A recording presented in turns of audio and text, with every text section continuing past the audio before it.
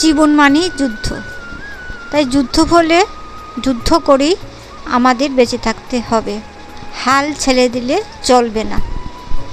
Good morning বন্ধুরা, আমি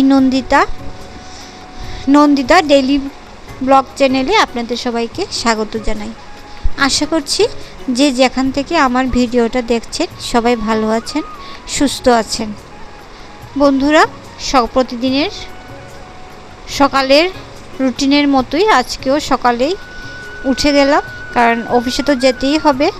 তারপর উঠেই শুরু হয়ে গেল আমার জীবনের যুদ্ধ, মানে কাজকর্ম, এইগুলি রান্না বান্না সব কিছু সেরে তারপর আমাকে তো অফিসের জন্য বেরোতে হবে। তাই সকালটা আমার জন্য যুদ্ধই বলতে পারেন।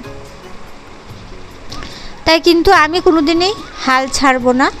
আমি আমার সংসারটাকে ভীষণই ভালোবাসি, তাই এই সংসারটাকে ভালোবেসে আমি এত কাজগুলি মানে হাসি মুখে করি। মানে এটাকে মানে আমার একটা চ্যালেঞ্জ বলে ভাবতে পারেন। মানে আমার সংসারটাকে আমার সুন্দর করে গুছিয়ে গাছিয়ে সুন্দর করে আমার সংসারটাকে দাঁড়া করতে হবে।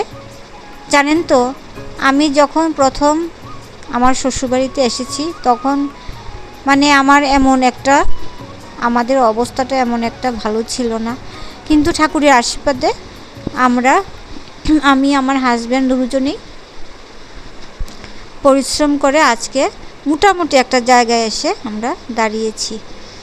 যাই হোক বন্ধুরা, এই যে প্রতিদিনের মতো আমি সব ডিবি ডাবা এইগুলি মুছে নিচ্ছি, কারণ জানেন তো আমার রান্নাঘরটা তো এখনও আমি কমপ্লিট করতে পারিনি, করব আশা করছি সামনে।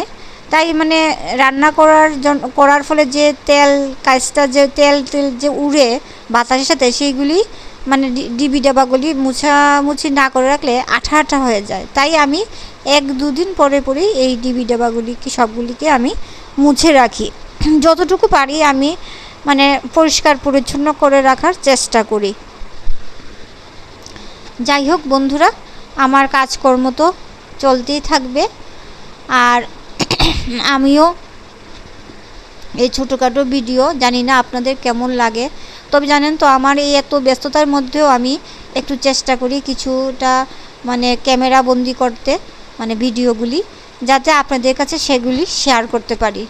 এতটা ভালো হয় না যতটা মানে আমি এতটা ভালো করতে পারি না, কিন্তু সময়ের অভাবে বন্ধুরা, তো যতটুকু পারি আমি এতটুকুই ক্যামেরাবন্দি করি আর আপনাদের কাছে সেটা আমি শেয়ার করি। আপনাদের কাছে শেয়ার করতে পারলেই আমার একটা ভীষণ আনন্দ লাগে, মনে হয় যেন আপনারা আমার নিজের লোক। তাই এই যে এখন বাসনকুসনগুলি আপনাদের সাথে গল্প করতে করতে আমি বাসনকুসনগুলি ধুয়ে নিলাম। আমি রাত্রিতে তো বেশিরভাগই ধুয়ে রাখি, টুকটাক কিছু থাকে সেইগুলি সকালে উঠে ধুয়ে নিই। তারপরে এই যে মানি প্ল্যান্টটা আমি লাগিয়েছি, সেটা আমি সবসময় মানে 1-2 দিন পরে পরই জলটা পাল্টে দিই। তারপর এখন ব্রাশ করে তারপর ভাবছি যে এখন আগে জল খাবো, তারপর চা খেয়ে নেব, কারণ চা না খেলে মানে যেমন স্পিডটা আসে না কাজের। চা খেলে পরেই শরীরটা যেমন চাঙ্গা হয়ে যায়। তারপর এই যে চা করে নিলাম। আমার হাজব্যান্ড এখনও ঘুম থেকে উঠেনি, ও ঘুমাচ্ছে, তাই আমি একাই চা করে খাচ্ছি। আর ছেলে তো চা খায় না,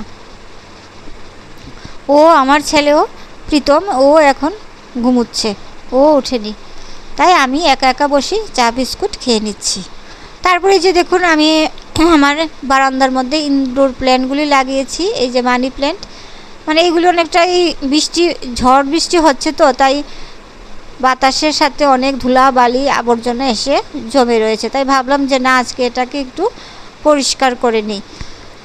তারপর এইগুলিকে একটু ঝেড়ে মুছে পরিষ্কার করে নিচ্ছি। এইভাবেই গুছিয়ে রাখতে আমার ভালো লাগে, হোক বাইরে হোক ঘরের ভেতরে।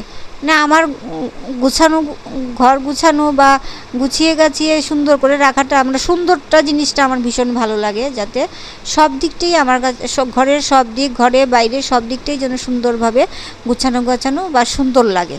এই জিনিসটা আমার একদম ছোটোবেলার থেকে এটা আমার রুচি। তারপর যাই হোক অফিস সেরে বিকেলে বাড়িতে আসলাম। আর রাত্রিতে আজকে রান্না করছি হচ্ছে চন্দনা শুটকি দিয়ে আলু দিয়ে একটা ঝোল। মানে এটা এত টেস্টি খাবার কি বলবো, মানে আমার মাংস না খেলে হবে, এই তরকারিটা হলে আমি এই তরকারি দিয়েই ভাত খেয়ে নেব, মাংস ছেড়ে এই তরকারিটা দিয়ে খেয়ে নেব। তো প্রথমে তেল দিয়েছি, এর মধ্যে পেঁয়াজ কুচি আর রসুন থেতো করে দিয়েছি। তারপর এটা ভাজা ভাজা হয়ে গেলে একটু বড় বড় করে কেটে রাখা আলু দিয়ে দিলাম, আর তার মধ্যে দিয়ে দিয়েছি লবণটা দিয়ে আলুটাকে একটু ভাজা ভাজা করে নিলাম। এরপর এর মধ্যে এমন কোনো মশলা দেব না বন্ধুরা, দিয়ে দেব হলুদ গুঁড়া আর লঙ্কার গুঁড়া 1 চামচ, আর দিয়ে দেব 1 চামচ মতো কাঁচা লঙ্কা বাটা। আর এদিকে চন্দনা শুটকিটাকে আমি আগেই ভেজে তুলে নিয়ে রেখেছি। তারপরে এই যে এটাকে নাড়াচাড়া করে একটু সাতলাতে হবে। তারপর যত সাতলানো ভালো হবে তরকারির টেস্টটা এতই ভালো হয়। তারপর এদিকে সাতলাতে থাকলাম। তারপর যখন দেখলাম যে সাতলানোটা মোটামুটি হয়ে গেছে, তারপর ভেজে রাখা আমি শুটকিগুলি দিয়ে দিলাম এর মধ্যে।